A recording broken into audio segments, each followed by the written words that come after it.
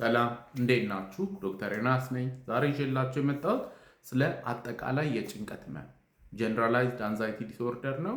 ህክምናው ምን ይመስላል እና በትክክል ደግሞ ምልክቱ ምን ይመስላል የሚለውን ነው ይዤላችሁ የመጣሁት። ህይወት አስጨናቂ ነው። ሁላችንም እንጨነቃለን። በተለይ ስለ ጤንነታችን እንጨነቃለን። ስለ ፋይናንስ፣ ገንዘብ፣ ደሞዝ ወጣ ምናምን የሚሉ ነገሮች ያስጨንቁናል። ተማሪዎች ፕሮጀክት አይነት ስራ ደግሞ የምንሰራ ከሆነ ደግሞ ዲው ዴትስ አሉ። በቃ በዚህ ቀን ፈተና አለ፣ በዚህ ቀን ይህን ፕሮጀክት ማስረከብ አለብኝ፣ ያስጨንቁናል። ይሄ ኖርማል ነው። አጠቃላይ ጭንቀት ያለባቸው ሰዎች ግን በቃ ጭንቀታቸው ከመጠን ያለፈ ነው እና ስለሚሆነውም ነገር ይጨነቃሉ፣ ስለማይሆነውም ነገር ይጨነቃሉ። በአጠቃላይ እንደው ይሄ ነው የሚያስጨንቀኝ ማለት አይችሉም። ስለ ሁሉም ነገር ነው የሚጨንቁ። ስለ ጤንነት፣ ስለ ገንዘብ፣ ስለ ዘመድ፣ ስለ ነገስ ምን ሊፈጠር ይችላል፣ ድንገት የአደጋ ቢመጣስ ምናምን። ከዛ ጭንቀታቸው ደግሞ ከቁጥጥር ውጪ ነው። አብዛኞቻችን የምንጨነቅም ዲስ ዊል ቢ ኦኬ ብለን ነው የምናስበው። እነሱ ግን ካታስትሮፋይዝ ያደርጋሉ። በቃ እንደው ብታመምስ ብለው ካሰቡ እንደው ታሜ በሞትስ ነው የሚሉ ቀጥታ። ከዛ የሆነ መንገድ ሊያደርጉ ድንገት አደጋ ሆኖ እንዲህ ቢፈጠር። ስለዚህ ጭንቀቱ ኢሚነንት እና ካታስትሮፊክ አድርገው ነው የሚስሉት። ይሄ በጣም አስቸጋሪ ያደርገዋል።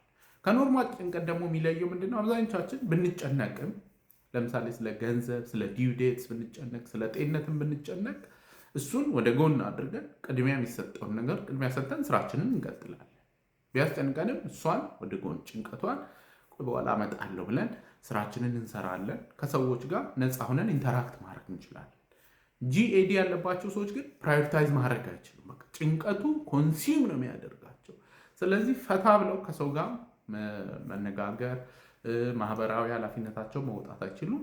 ስራ ላይ ኦኬ እነዚህ የሚያስጨንቁ ነገሮች ቢኖሩ አሁን ግን ቺን ነው የምሰራው ብለው እሷ ላይ ትኩረት ማድረግ አይችሉም። ስለዚህ በጣም ከባድ ነው።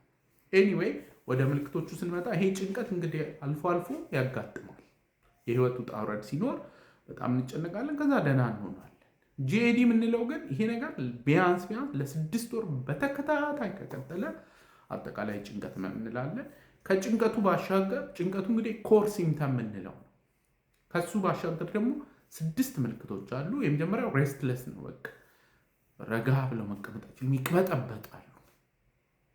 ከዛ ሁለተኛው ደግሞ ፈቲግ ነው። ምንም ሳይሰሩ ይዝላሉ። በቃ አእምሯቸው ብዙ ቦታ እያሰበ ስለሆነ በቃ ሰውነታቸው ዘና አይልም። ምንም ሳይሰሩ ይደክማቸዋል። ሶስተኛው መስል ቴንሽን ምንለው፣ ሰውነታቸው ውጥር ያለ ነው። ከዛ አንዳንዶቹ በጣም ስለሚወጠር የአንገት ጡንቻዎች ይወጠሩና ራስ ምታት ቴንሽን ታይፕ ሄዴክ ይባላል። ይሄ እንደሱ አይነት ራስ ምታቶች ሊኖራቸው ይችላል። ቀጥሎ ያለው ምልክት አራተኛው ኢሪታቢሊቲ ነው። በቀላል ነገር ይበሳጫሉ። ስለብዙ ነገር የተጨነቁ ስለሆነ ከሰው ጋር ኖርማል ንግግርም ሊያበሳጫቸው ይችላል። አራተኛው ምልክት ኢሪታቢሊቲ ነው ማለት ነው። ከዛ ቀጥሎ ያለው እንቅልፍ ለመተኛት መቸገር። ብዙ ነገር ነው የሚያስቡት። ሌሊት በቃ ልክ ወደ አልጋ ሲሄዱ ብዙ ሰው ደክሞት እስቲ ትንሽ አረፍ ልበል፣ እነሱ አእምሯቸው ኢዝ ቬሪ አክቲቭ። ስለዚህም ይጨነቃሉ። ስለዚህ ለመተኛት በጣም ይቸገራሉ። አንዳንዶቹ ከተኙ በኋላ ደግሞ ይነሳሉ። ሌሊት ጭንቀቱ ይቀሰቅሳቸዋል። ተኝተው እርፍ ያለ እንቅልፍ ማግኘት ያስቸግራቸዋል ማለት ነው። በመጨረሻ እንግዲህ ሀሳባቸው ብትንትን ይላል። ኮንሰንትሬሽናቸው ፑር ነው። ምክንያቱም ኮንሰንትሬት ለማድረግ ሁላችንም ብዙ የሚያስጨንቀን ነገር አለ፣ ግን ትኩረት አድርገን ስራችንን እንሰራለን።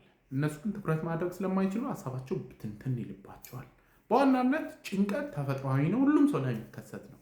ነገር ግን ከቁጥጥር ውጭ ከሆነ ለ6 ወራት በላይ ከቀጠለ ስለሚያስጨንቅም ስለማያስጨንቅም ጉዳይ የምንጨነቅ ከሆነና ማህበራዊ ህይወታችን ላይ ስራ ላይ ካመጣ ይሄ ጂኤዲ ነው። ውጤታማ የሆነ ህክምና ነው። ህክምናው ላይ ግን ጂኤዲ ያለባቸው ሰዎች በጣም ስለሚጨነቁ መድኃኒት ስናዝላቸው ቀጥታ ጉግል ነው የሚገቡት። ሳይድ ኢፌክቱን ይዘረግፋሉ። ከዛ ስለ ሳይድ ኢፌክቱ ደግሞ ይጨነቃሉ። ስለዚህ እንደ ሐኪም እቺን ነገር ማወቅ ያስፈልጋል። ሳይድ ኢፌክቱን በዝርዝር ማስረዳት እና መወያየት ያስፈልጋል፣ ጭንቀታቸውን ለመቀነስ። ይሄ ለሁሉም ታካሚዎች እናደርጋለን። ግን ጂኤዲ ላለበት ሰው ስለ ሳይድ ኢፌክት ቁጭ ብሎ በደንብ ጊዜ ወስዶ መነጋገር በጣም አስፈላጊ ነው። ለዛሬ እንግዲህ ይዤላችሁ የመጣሁት ይህን ይመስላል። ይህን ቪዲዮ ሼር፣ ኮፒ ሊንክ፣ ሪፖስት አድርጉልኝ። ሁልጊዜ እንደምለው ያለ አእምሮ ጤና የለም። ደህና ሁኑ።